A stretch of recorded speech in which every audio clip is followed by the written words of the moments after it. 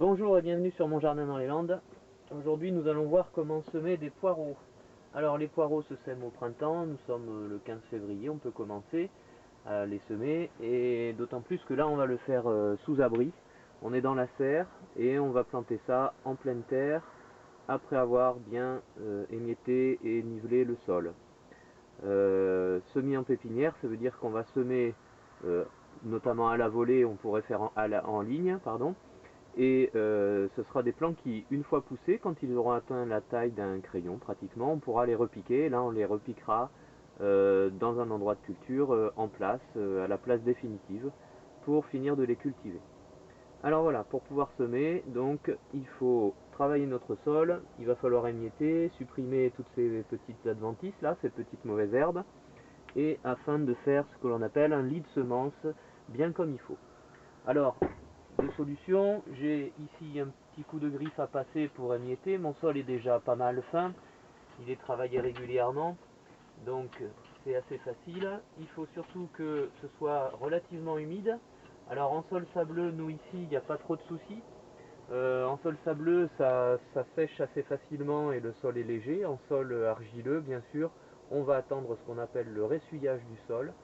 Et puis faire en sorte qu'on puisse travailler facilement. Alors, là, j'ai utilisé ma griffe. Je peux utiliser le râteau pour faire quelque chose de plus fin. Voilà, enlever, voyez, toutes ces impuretés là, ces choses là, ces mottes. Et puis, comme je ne vais pas en semer beaucoup, j'ai pas besoin de préparer une grande surface. Voilà, j'affine mon lit de semences.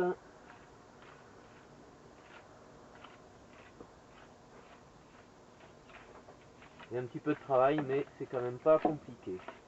Alors, le sol qui va accueillir nos graines, il est constitué ici de sable, mais j'ai fait des apports réguliers avec du terreau, avec de l'écorce de pin que l'on voit ici, tout, en fait beaucoup de déchets de terreau, de mottes de terre que j'ai dans des godets ou des choses comme ça, je les remets ici, ça fait un amendement et ça finit par améliorer mon sol. Sur ce sol là, je ne fais que des semis parce que justement c'est favorable à la germination, un sol léger, aéré, drainé. Ça fonctionne bien, et en plus, donc je rappelle, on est sous abri, donc à la saison où on est, mi-février, il va être nécessaire d'avoir une bonne température au moins le jour. Voilà, pour une germination rapide. Alors, ma petite parcelle est prête, je vais juste, donc, ici, faire quelque chose de fin et de plat. Voilà, et sur ce petit carré, rectangle, on va dire, je vais semer à la volée mes graines de poireaux.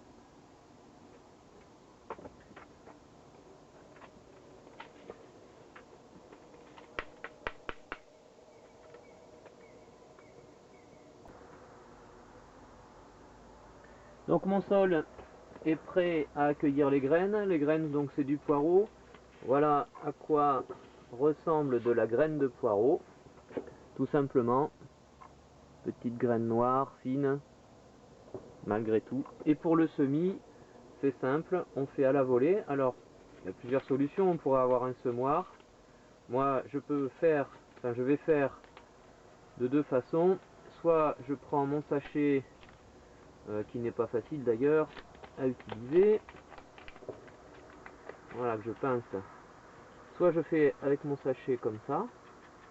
Alors si c'était une ligne, bah, tout simplement on tapote et on fait tomber la graine progressivement. Voilà, graine par graine, comme ça, sur une ligne. Moi c'est pas le cas, je vais prendre simplement des pincées, et avec mes pincées, je vais semer à la volée comme ça. Voilà, en essayant de ne pas faire trop dense, pour pas que les graines se concurrencent et que mes poireaux poussent bien. Alors là j'ai un sachet de 2 grammes, ça me fait environ 300 plants.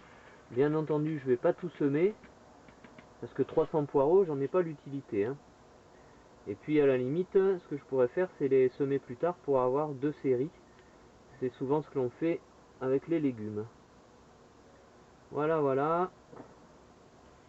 Allez, encore un petit peu. Alors parfois on peut avoir des graines, pour le poireau c'est pas le cas, mais parfois on peut avoir des graines enrobées.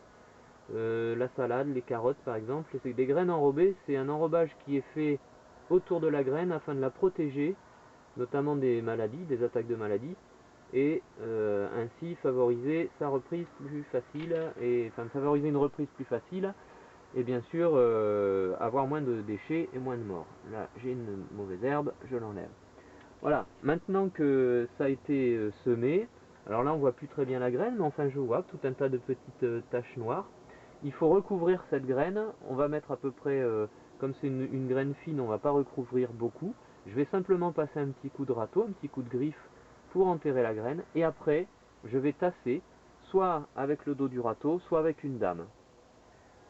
Alors donc pour enterrer la graine, là c'est pareil, on fait preuve de minutie, on va faire dans un sens et dans l'autre. Voilà. J'aurais pu sinon avec du terreau, tamiser du terreau au-dessus pour bien recouvrir la graine, mais là ça va être suffisant. Et puis avec le dos du râteau, comme ça, je tasse. On utilise aussi le terme de plomber. Voilà ce que ça donne. Ça c'est avec le dos du râteau, il faut faire attention quand c'est trop humide, parce que parfois les graines elles collent, ici. Et puis sinon avec une petite dame,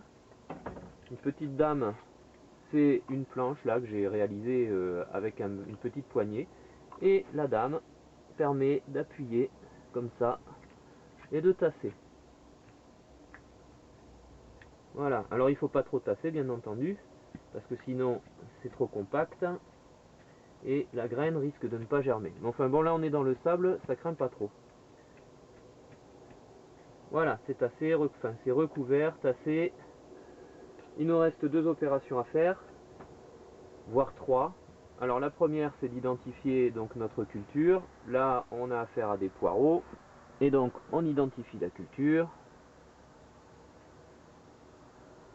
La deuxième, on va matérialiser.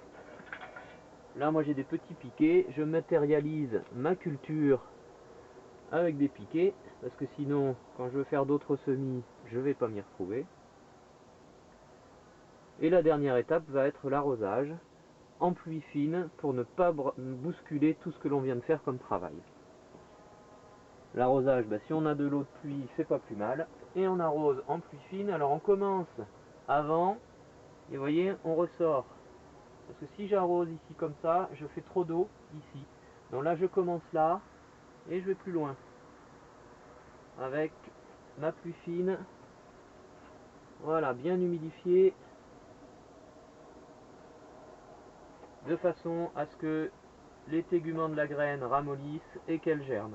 La germination va apparaître, va se faire dans les 10 jours normalement après semis. Ça dépend du réchauffement de la terre, bien entendu, de la chaleur générale de notre abri, et puis des conditions et de la qualité de la graine aussi. Voilà, c'est humidifié, pas trop, on surveillera. Maintenant, c'est une surveillance du semis, un arrosage quasi quotidien, et puis on observe s'il y a besoin de désherber, quand il y a des plantules qui germent avant nos poireaux notamment. Donc voilà, c'est une surveillance quotidienne pendant une dizaine de jours au moins pour s'assurer que ça va germer. Voilà, je vous remercie d'avoir écouté, d'avoir regardé, et à bientôt sur monjardindanslesllandes.eclablog.com.